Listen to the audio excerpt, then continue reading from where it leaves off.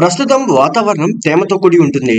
దీంతో తడి, పొడి అని తేడా లేకుండా చెక్కలను చెద తినేస్తుంది. ఎందుకంటే చెద పురుగులు తేమతో కూడిన వాతావరణంలో సులభంగా వృద్ధి చెందుతాయి. అందువల్ల వర్షాకాలంలో చెద పురుగుల సమస్య ఎక్కువగా ఉంటుంది. పుస్తకాలు, చెక్క లేదా గోడ మొదలైన వాటికి చెద పురుగులు పడితే అలా పాకి ఫర్నిచర్, తలుపు లేదా కాగితంతో చేసిన ఏ వస్తువునైనా పాడు చేస్తాయి.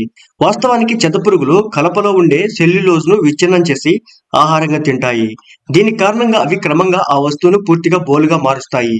చెదపురుగుల నుంచి వస్తువులను రక్షించుకోవడానికి వస్తువు ఉపరితలంపై ఎంత శుభ్రం చేసినా అవి సులభంగా తగ్గవు. కాబట్టి చెదపురుగులను వదిలించుకునేందుకు కొన్ని రకాల వస్తువులను ఉపయోగించడం చాలా ముఖ్యం.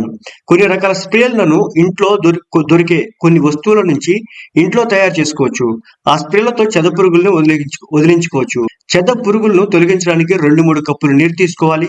వేప నూనె లేదా వేపాకులను, వెల్లుల్లి రెమ్మలను కలిపి ఇప్పుడు ఈ రెండింటిని మిక్సీలో నీళ్లతో పాటు వేసి గ్రైండ్ చేయాలి. దీని తర్వాత ఈ మిశ్రమాన్ని చక్కటి గుడ్డతో ఫిల్టర్ చేసి సీసాలో నింపండి. ఈ నీటిని రోజు ఎక్కడ చెదపురుగులు ఉన్నాయో అక్కడ చల్లితే కొద్ది రోజుల్లోనే చెదపురుగులు పోతాయి. Next hydrogen peroxide. చెదపురుగులను తొలగించడానికి శక్తివంతమైన స్ప్రేని సిద్ధం చేయాలనుకుంటే 3-4 చెంచాల హైడ్రోజన్ పెరాక్సైడ్ తో 1 చెంచా బేకింగ్ సోడా కలపండి. ఈ ద్రవణాన్ని కొంత సమయం పాటు అలా ఉంచండి.